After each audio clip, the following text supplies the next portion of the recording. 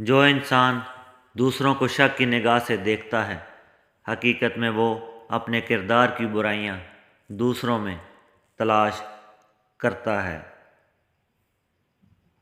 ہماری نیت کی پیمائش اس وقت ہوتی ہے جب ہم کسی ایسے شخص کے ساتھ بھلائی کریں جو ہمیں کچھ بھی نہیں دے سکتا۔ اگر کسی انسان سے غلطی ہو جائے تو درگزر کرنا چاہیے، کیونکہ موتی اگر کیچڑ میں بھی گر جائے تو قیمتی رہتا ہے۔ خاندانی بندے کو پریشانی کے وقت میں پلایا گیا پانی کا گلاس بھی یاد رہتا ہے، جبکہ کم نسل لوگوں کو دیا ہوا خون بھی یاد نہیں رہتا۔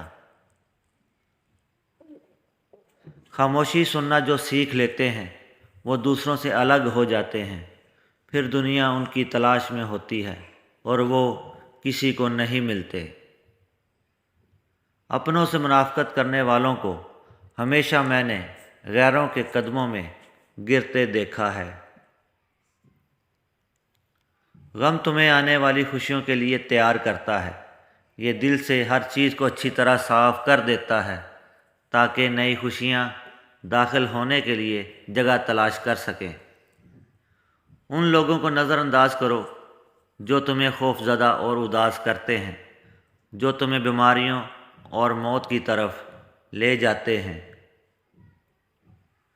اگر خوشی چاہتے ہو تو وقت پر عبادت کرو، اگر چہرے کو پر رونق بنانا چاہتے ہو تو تہجد کی نماز پڑھو، اگر سکون چاہتے ہو تو قرآن پڑھو، اگر صحت چاہتے ہو تو روزہ رکھو، اگر مصیبتوں کا حل چاہتے ہو تو استغفار کرو،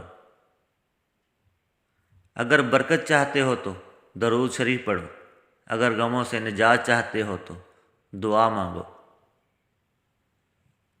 خدا کے قریب آ جاؤ، وہ اس زندگی کا چشمہ ہے، اپنی ہر سانس میں اس کی برکتوں کو تلاش کرو۔